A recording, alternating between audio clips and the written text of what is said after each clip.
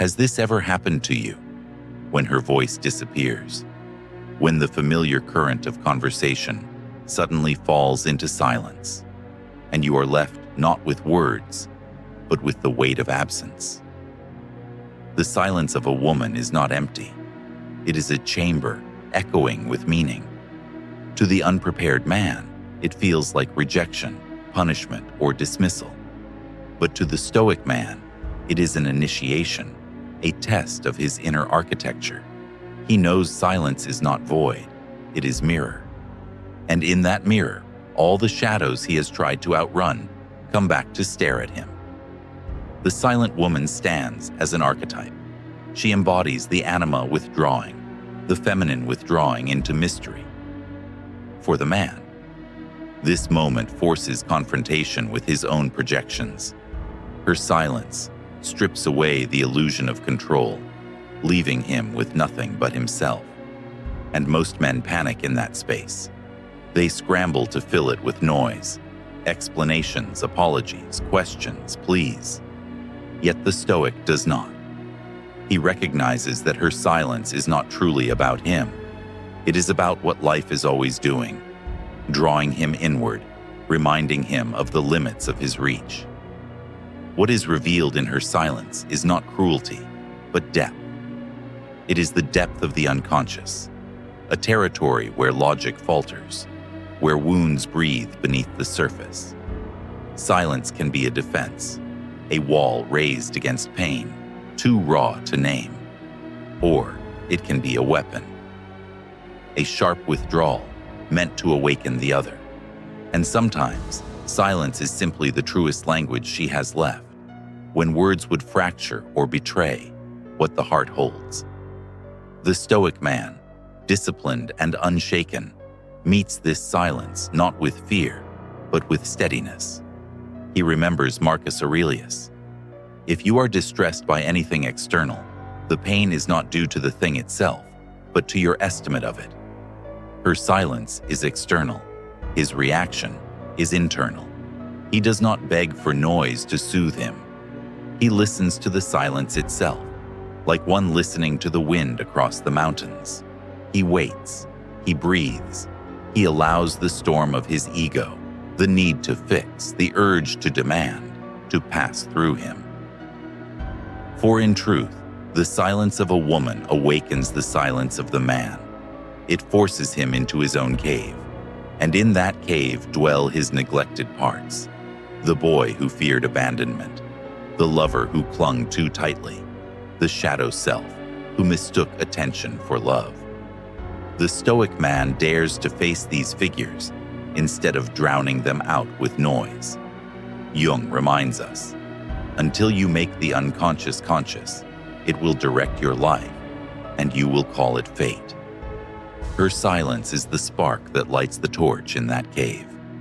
But do not mistake the Stoic's calm for indifference. His composure is not cold detachment, it is disciplined fire. He feels her absence keenly, but he refuses to be ruled by it. He understands that silence can conceal a wound, or it can conceal manipulation. His task is not to decode her entirely, for no man can fully map the labyrinth of another's soul. His task is to remain sovereign within himself. He knows that the true tragedy is not her silence. It is when a man loses himself in his desperation to end it.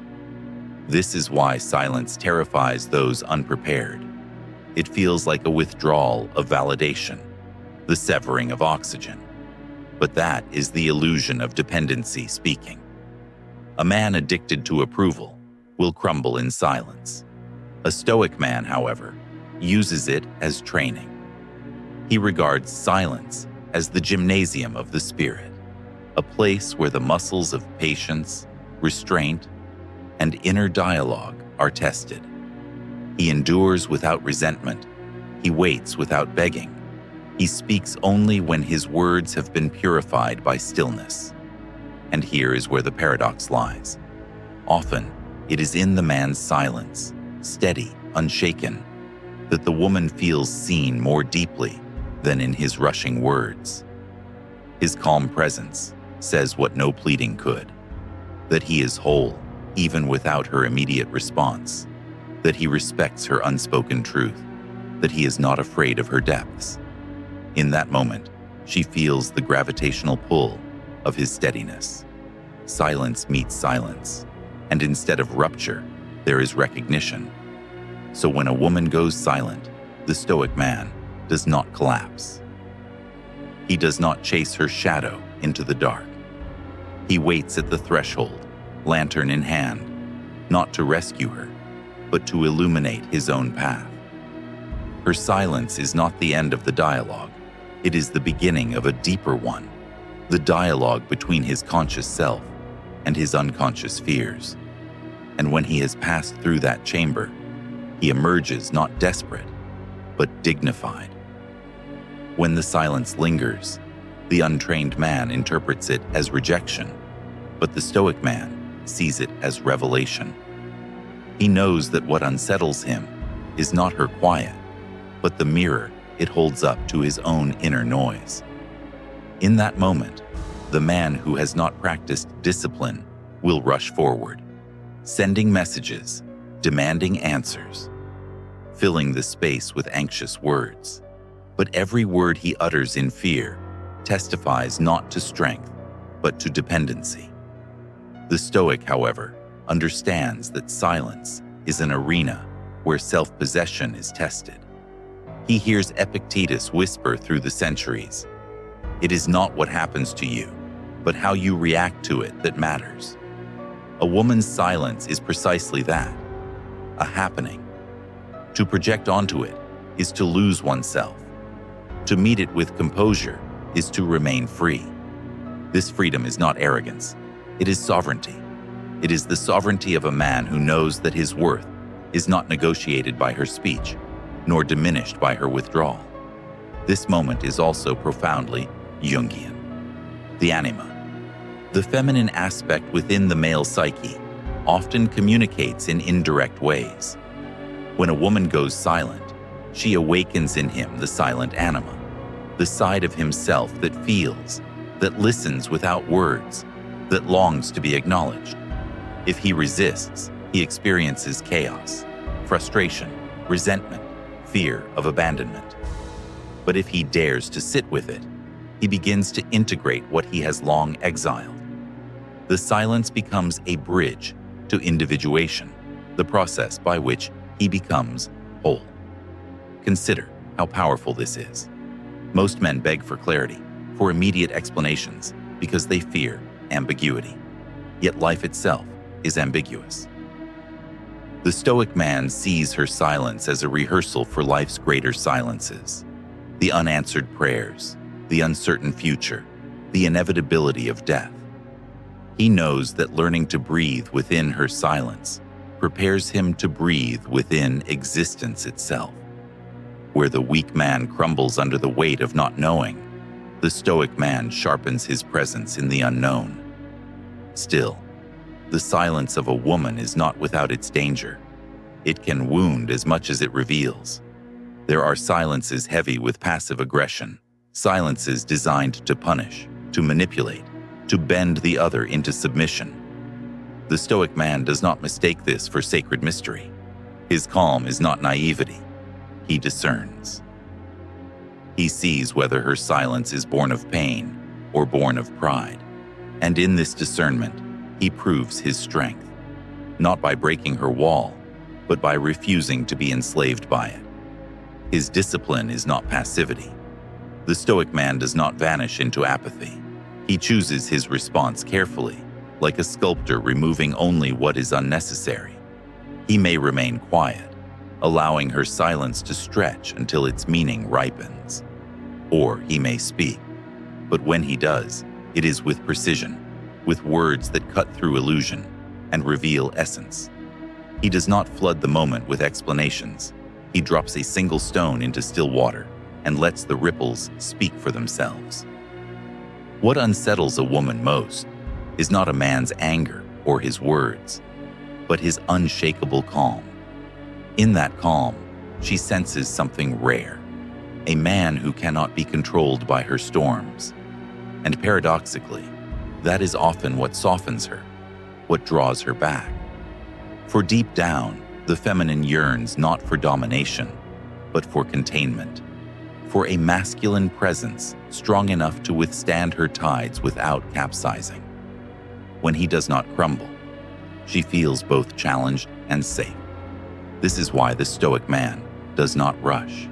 He knows silence is time, and time reveals truth. If her silence hides genuine sorrow, it will surface. If it conceals manipulation, it will betray itself.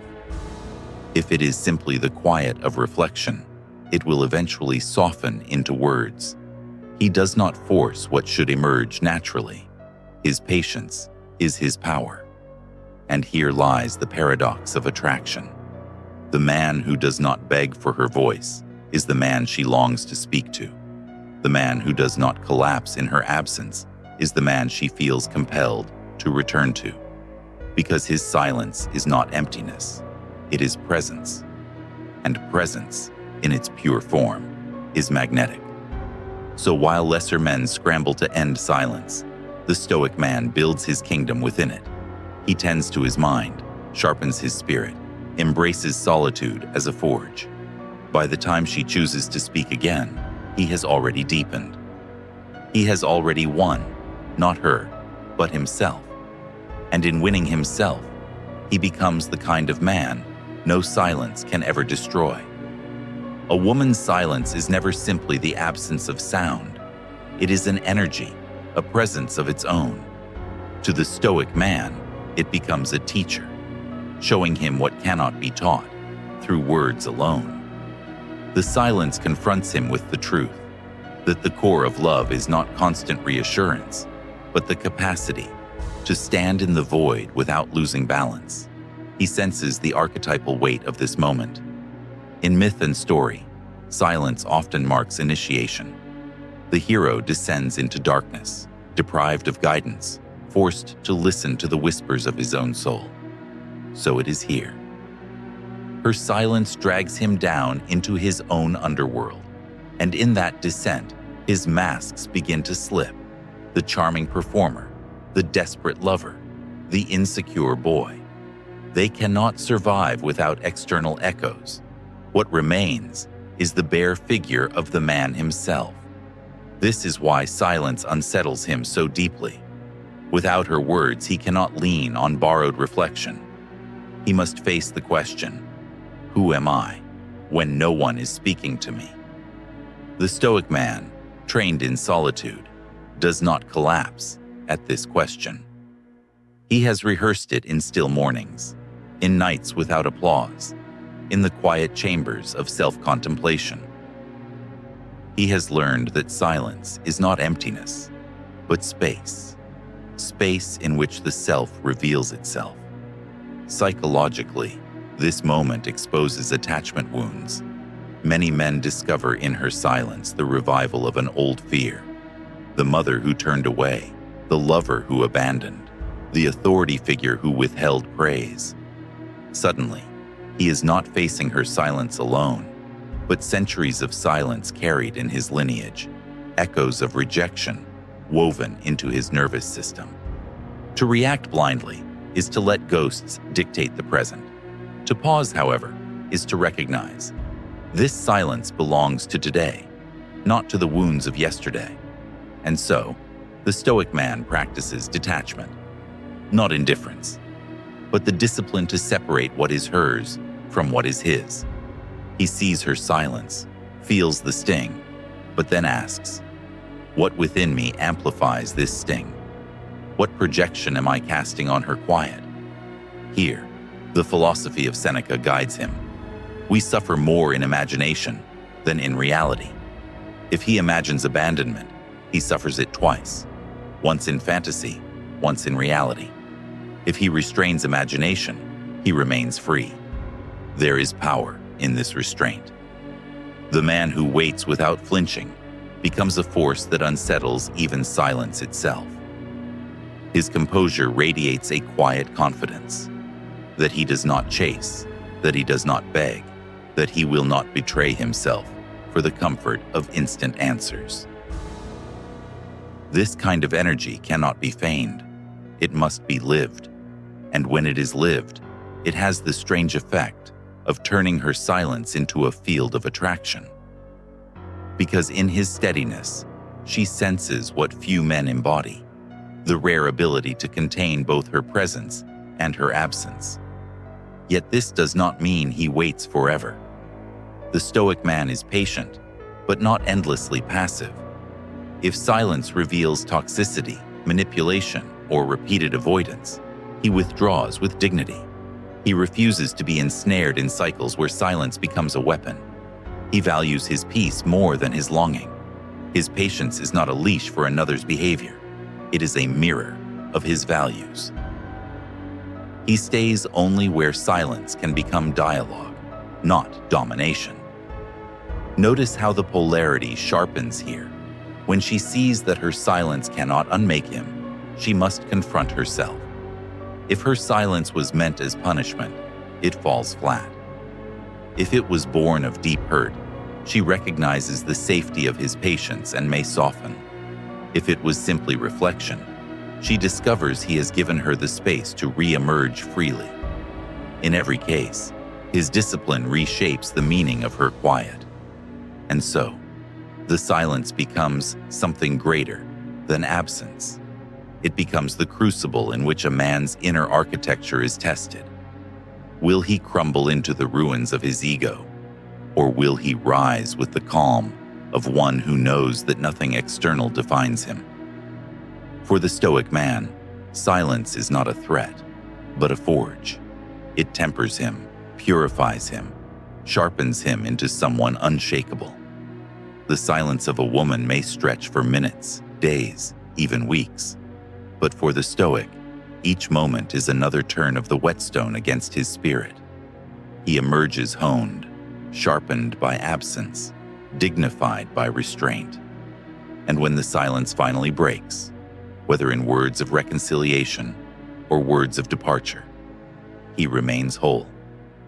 Because his wholeness was never at the mercy of her voice. Silence is not static. It evolves, it breathes, it mutates with time. The longer it stretches, the more it reveals about both the woman and the man standing before it. For the untempered soul, silence becomes unbearable. He interprets it as rejection, as abandonment, as proof that he is unworthy. He spirals into anxiety, his imagination painting betrayals in every shadow. But the Stoic man does not permit imagination to enslave him. He refuses to feed illusions with his fear.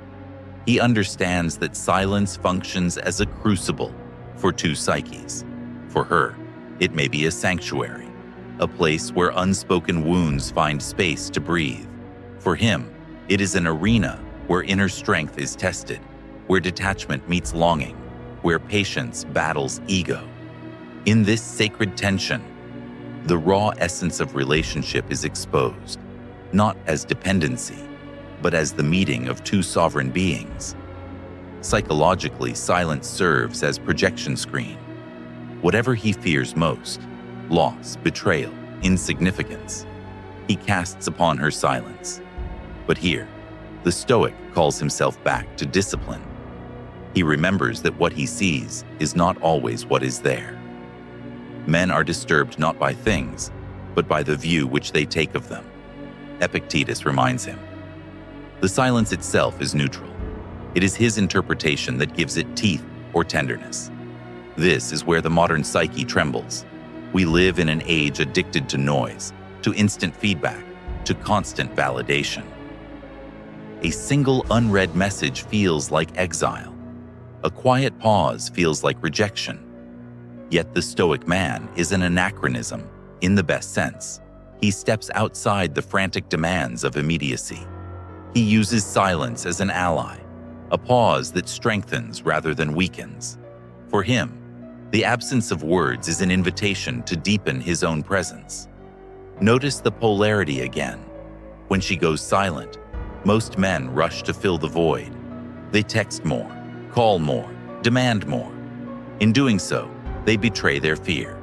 But the Stoic man embodies restraint. He may wait hours, days, even longer, but his waiting is not hollow. It is charged with presence. He is not idle. He is attentive, both to himself and to the shifting currents of the bond. His silence is not avoidance, but sovereignty. And sovereignty is magnetic. Yet sovereignty does not mean hardness. The Stoic man does not weaponize silence against her. He does not play games of withdrawal. His calm is not a tactic, but a truth. He knows that the feminine spirit can sense manipulation as sharply as it senses authenticity. So he stands rooted, neither chasing nor punishing, but simply remaining, present, aware, unshaken, and this steadiness transforms her silence. Instead of confirming her fears that she is unheard, it confronts her with the reality of his depth. He listens not with ears, but with soul. He does not press her for words she is not ready to give. Instead, he allows her silence to unfold naturally, trusting that what is real cannot be forced. Here lies the paradox. In not demanding speech, he often invites it. In not panicking, he creates safety. In not collapsing, he becomes the pillar she leans toward when her own storms subside.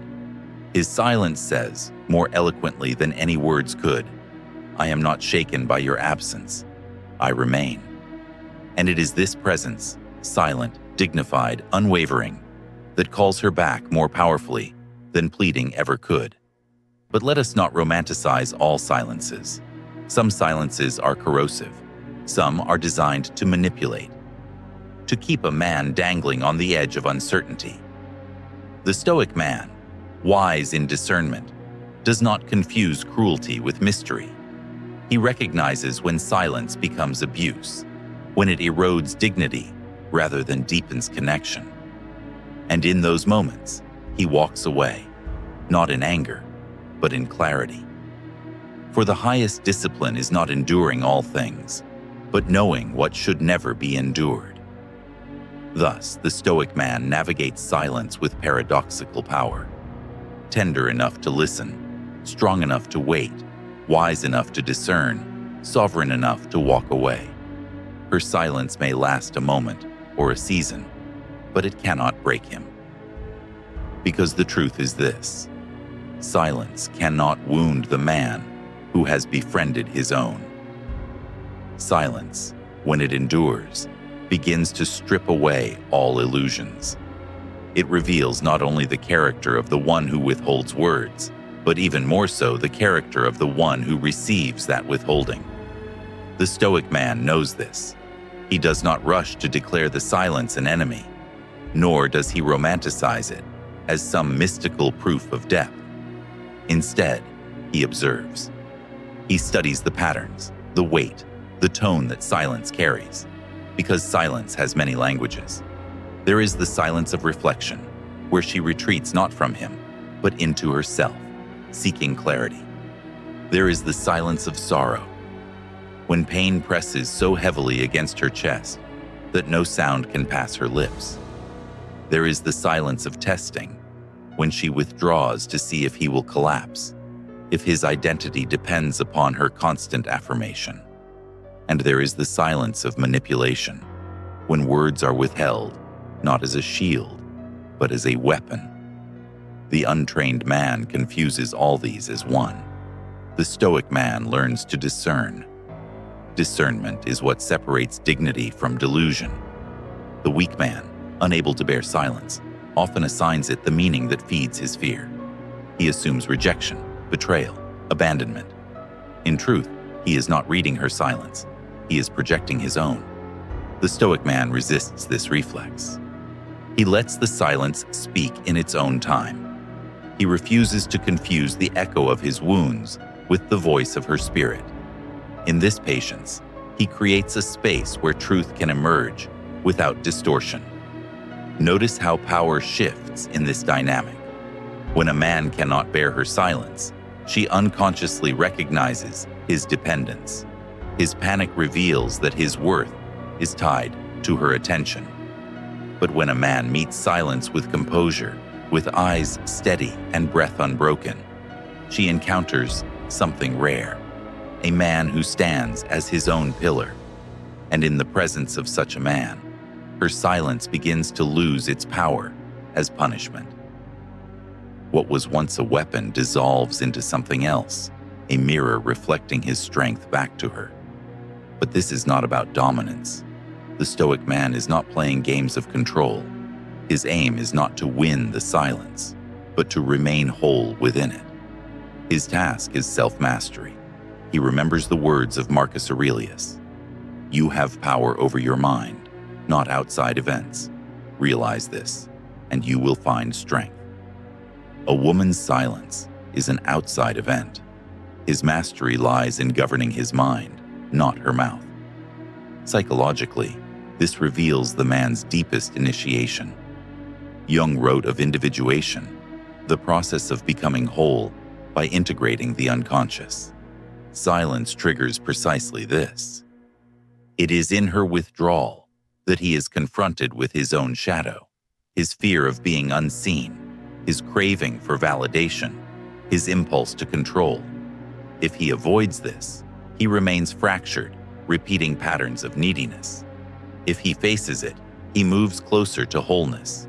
Her silence becomes not a wall, but a doorway into his own depths.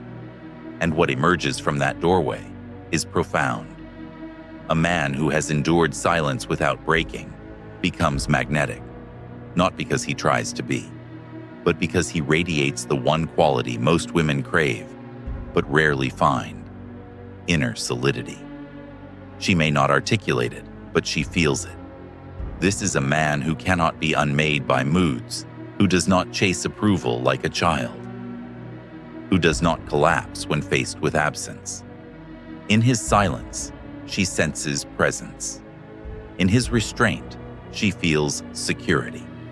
Yet the Stoic man does not use this to keep her bound. He does not hold her in place by threatening to remain unmoved forever. His silence is not manipulation, it is sovereignty. If her silence is meant to create distance, he allows distance. If it is meant to end things, he accepts endings. If it is meant to heal, he provides the space. His response is not dictated by her intention, but by his principle: to remain true to himself, regardless of her words or lack thereof. And here is where transformation occurs. In the crucible of silence, the Stoic man is refined. He emerges no longer dependent, no longer desperate, no longer enslaved by the noise of others. He discovers that his greatest dialogue is not with her voice, but with his own soul.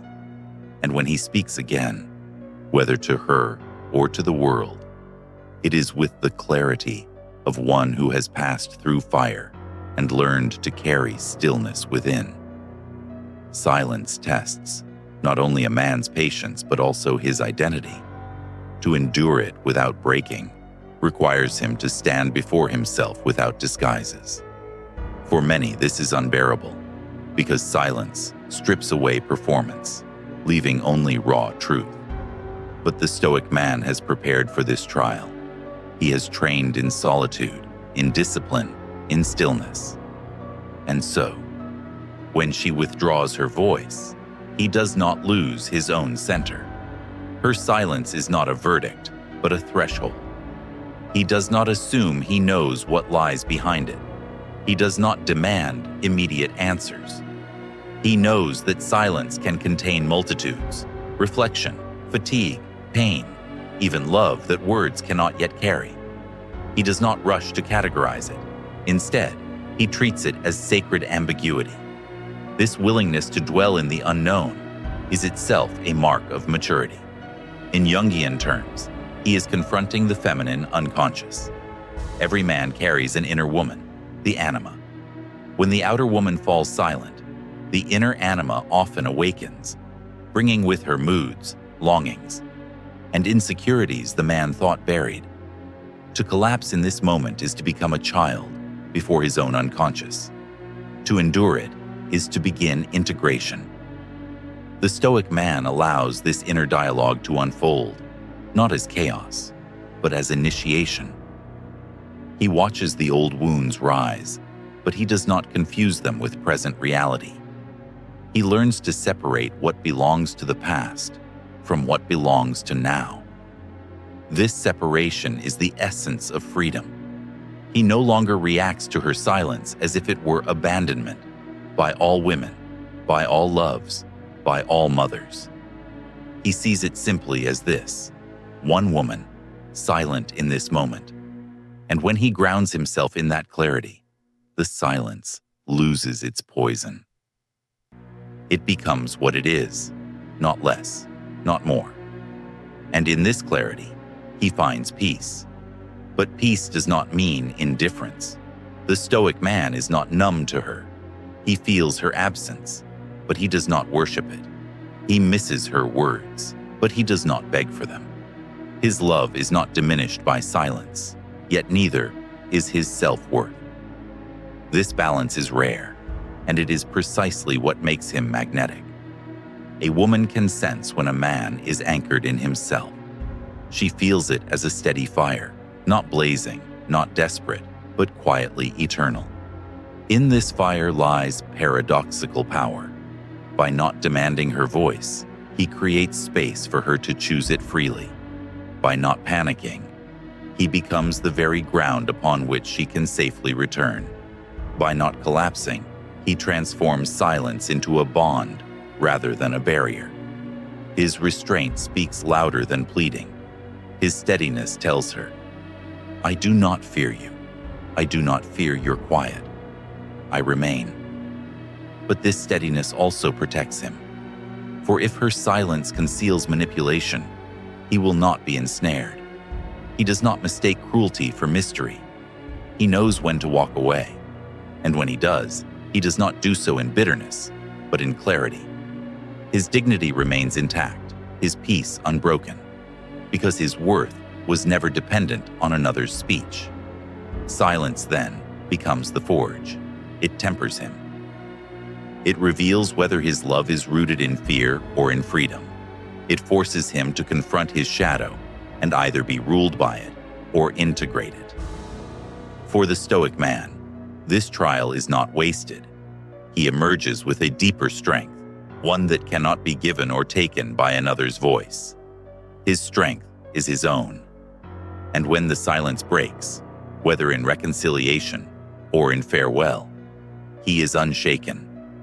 He can receive her words without clinging, without fear, without collapse. Because the true victory was never in her response. It was in his own composure. He has proven to himself that he can stand in the void and remain whole. There comes a moment when silence no longer feels like an absence, but like a horizon. It stretches wide, unbroken, daring the man to either collapse into emptiness or rise into expansion.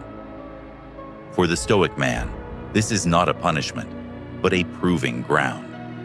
He knows that in this wide expanse of quiet, the truth of his being is tested, not by her words, but by his own steadiness.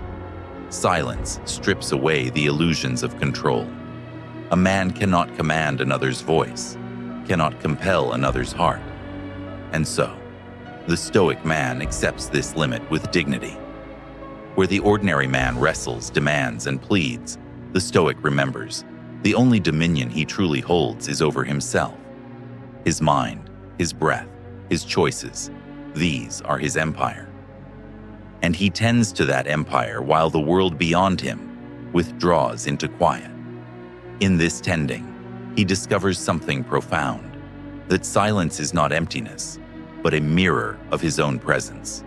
If he is restless within, the silence torments him. If he is whole, the silence nourishes him.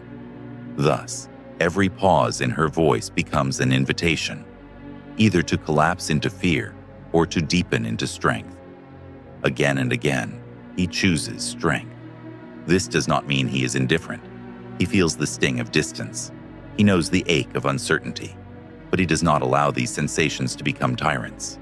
He acknowledges them, breathes through them, and lets them pass. In this way, He demonstrates the true essence of Stoic discipline, not the absence of feeling, but the mastery of response. Jung reminds us that the unconscious often speaks through symbols, through absence, through the language of what is unsaid. Her silence may be one such symbol, a sign that words cannot yet carry her truth. The Stoic man, aware of this, refuses to force premature clarity. He gives space to mystery. He allows the unknown to exist without rushing to conquer it. For he knows that not everything can be solved by reason alone. Some truths must ripen in their own season, and so he embodies paradox. On one hand, he is unmoved, firm, unshaken, anchored. On the other, he is tender, attentive to what her silence might conceal, receptive to what it may one day reveal. This duality is the mark of strength, to be unyielding without being unfeeling, to be compassionate without being consumed. The woman, whether she admits it or not, feels this paradox. She senses that her silence cannot control him, but neither can it harden him into cruelty. He remains present, sovereign, whole, and in that wholeness, she is confronted with her own truth. Often, it is precisely his composure that invites her to speak again, not because he demanded it, but because his stillness made it safe. Yet if her silence reveals patterns of cruelty, he does not stay bound. He does not idolize her voice to the point of sacrificing his dignity. He knows when silence becomes abuse, and when it does, he steps away, not with bitterness, but with clarity. For the Stoic man values peace above possession. He would rather walk alone in freedom than remain chained in the noise of manipulation. This is the final transformation.